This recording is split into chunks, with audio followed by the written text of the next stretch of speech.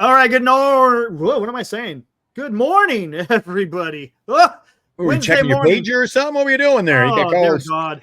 You look a little on edge this morning.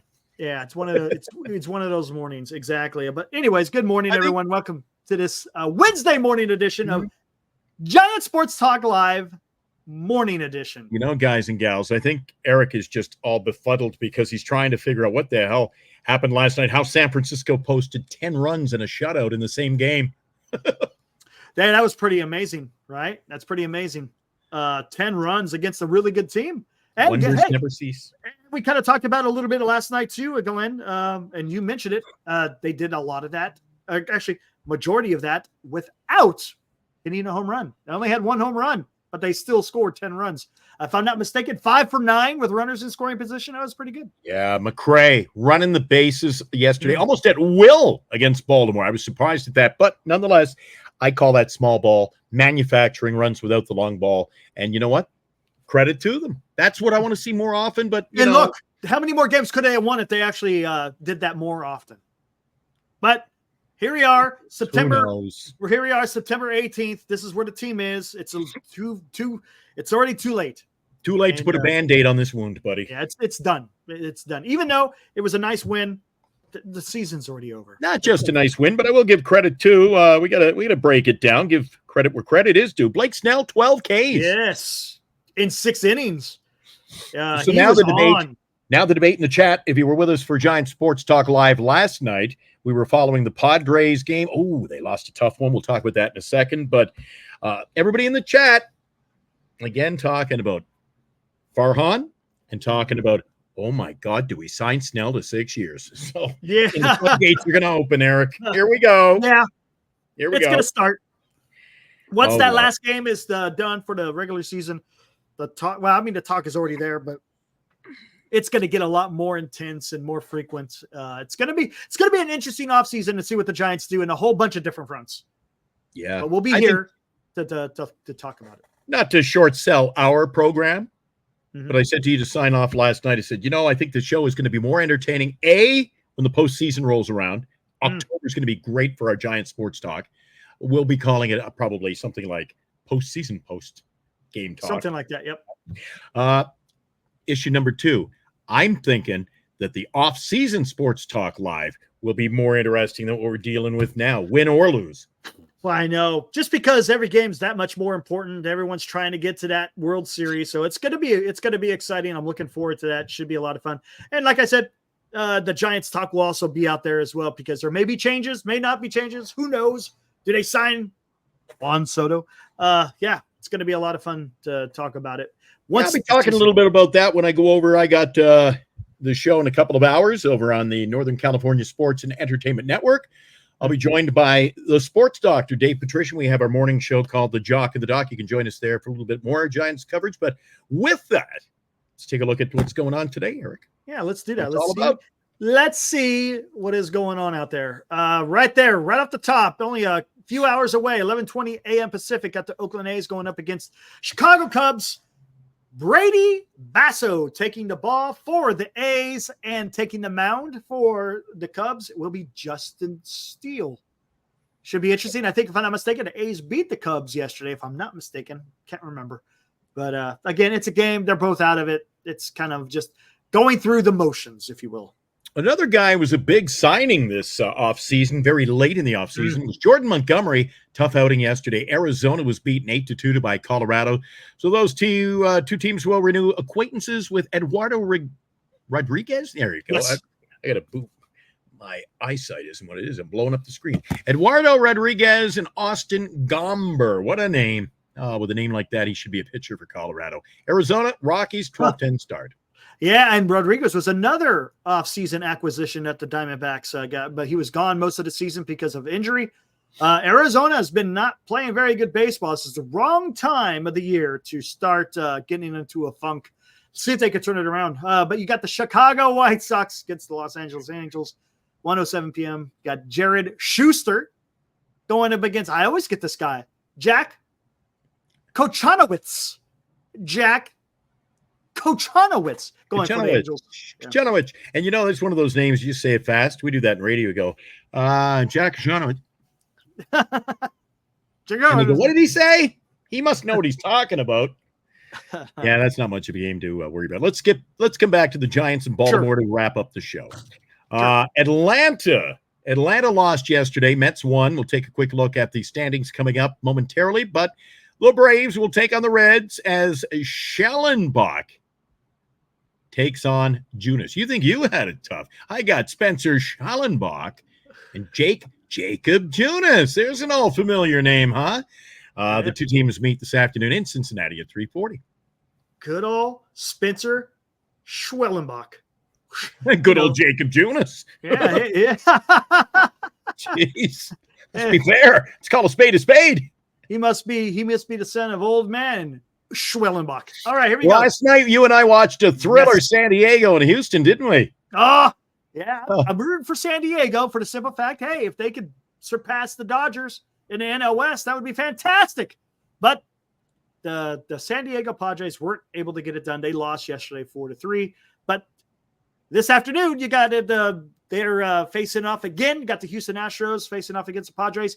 The ace for the Astros, Framber Valdez, will be going up the ace of the San Diego Padres and Dylan Cease. That should be a great pitching matchup down in San Diego. Oh, and you know what? San Diego's been inching up on L.A. in the standings, just not in the wild card. We're talking about inching up on the Dodgers in the National League West. And I'll tell you what, Schiltz, you got to be careful when you say that one on the show. Schiltz, their manager, he must have been pretty ticked off after the game last night because the Padres had fallen behind in the extras with the ghost runners, the old softball play. Mm-hmm. They had a runner at third base, couldn't get him in, Eric. Couldn't get him in. Oh, good teams you got to score that run. Got to. Speaking of San Diego creeping up on LA, the Dodgers are back at it, and they lost. Oh my God, they scored 9 runs yesterday, and they lost. Yeah. Well, when you got Bobby Miller, unfortunately for the Dodgers, isn't looking too good. He's more of a detriment, I think, to the rotation of the Dodgers than he is as someone that's going to get able to get something done. Minnesota Twins facing off against the Cleveland Guardians. Can I mention Bailey Ober? Please. I'm sorry.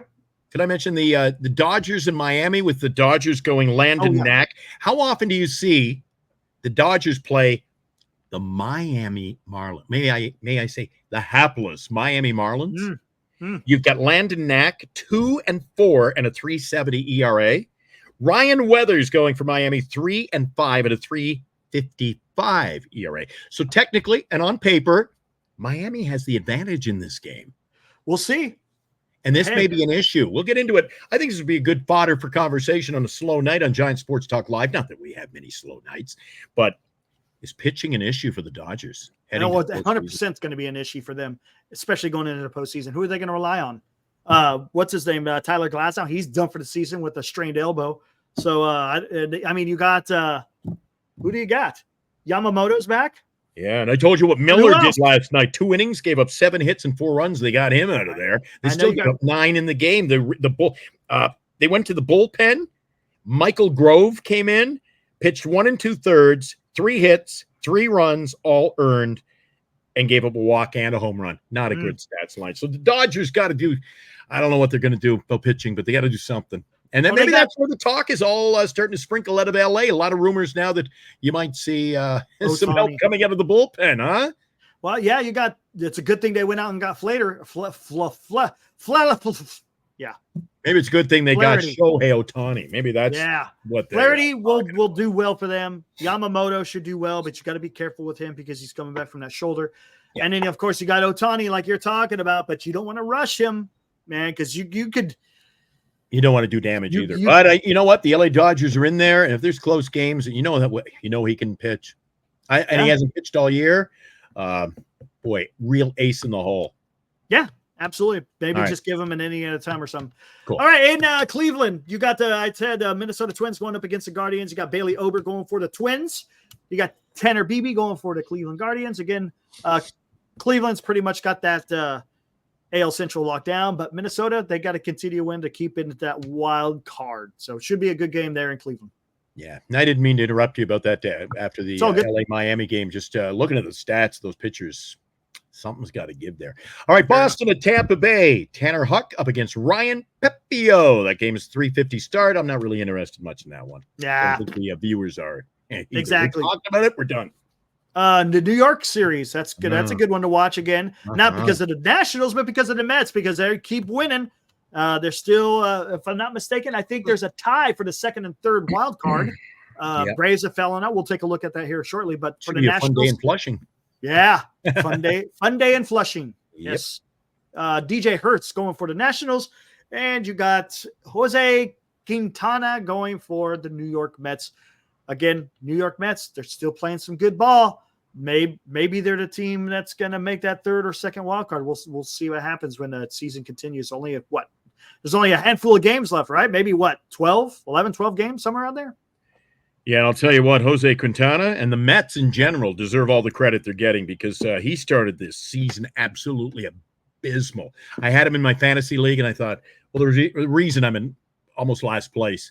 Picking players like that. Quintana couldn't get out of the first inning to save his life. Now he's 9-9 with a 3.91 ERA. Hertz is 4-7, 3.70. That one is Citi Field in Flushing. And in Kansas City, Detroit, who are stunning the Major League Baseball prophets. They're showing up. They're in the race. They could be in the postseason. My gosh, what the heck is going on in Major League Baseball down the stretch? Tigers are in Kansas City with Tarek Skubal pitching. This has got all the factors of being a marquee matchup against Alec Marsh. A 4:40 start. You know what Skubal will bring to the table any given day. He's one of the top pitchers in Major League Baseball. And I've said countless times during the season, Eric, I've said, Skubal, he plays for a bad team. Apparently, I was wrong. He could probably be the American League Cy Young. Yeah, as you see, the Detroit Tigers 79 and 73 up against an 82 and 70 Kansas City team. Alec Marsh is 8-8, but Skubal 16-4. And here we are. We'll take a look at the standings in a minute, but tell you what, Detroit's surprising a whole lot more people than just me. Yes, sir. That's going to be a fun game to watch just to see what Detroit's going to be able to do. Man, no one saw that one coming, but that's the beauty of baseball. You never could count anyone out until the season's done. Well, unless you're mathematically eliminated. Philadelphia Phillies going up against the Milwaukee Brewers in Milwaukee. Aaron Nola going for the Phillies. Freddie Peralta taking the ball for the Brewers. That will take place 4:40 p.m. Pacific. Again, it's two division leaders facing off against each other. Should be a good game. Cardinals give the ball to Sonny Gray today, an old familiar name, up against Jake Woodford when the Pittsburgh Pirates are back in town for a rematch with the Cardinals. 4:45 start. Pirates lost yesterday. They are out of the race, but they're nipping on the heels of your San Francisco Giants. How close? We'll tell you coming up in a minute when we take a look at the wild card. And Toronto Blue Jays going up against the Texas Rangers in Texas. Got Bowden Francis.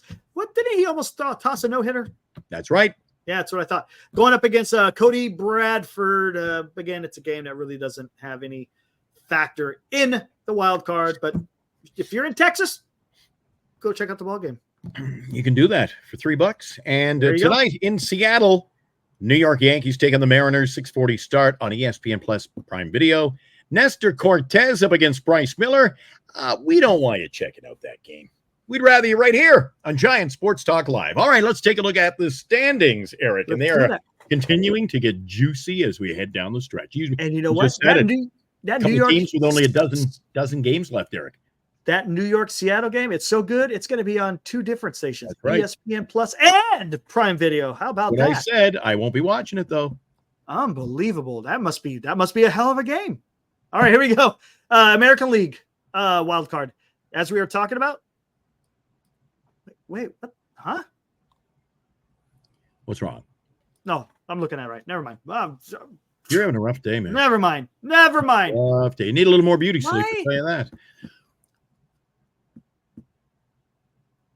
What's wrong? Why does it say? Am I looking at something wrong here? Maybe not. No, maybe not. I always want to see a plus here, but it's not. That's showing a game and a half behind. Yeah, what is going on here? Shouldn't they have the third wild card? Am I looking at this wrong? Am I doing something wrong? Let's just go to the National League wild card and see. That's weird. Do you see what I'm talking about here, though? What is going on? Are they 3 games back? I thought they were 1.5. No, I think the way to read it is Baltimore 2.5. Kansas. Well, yeah, technically. Yeah, see what I'm saying?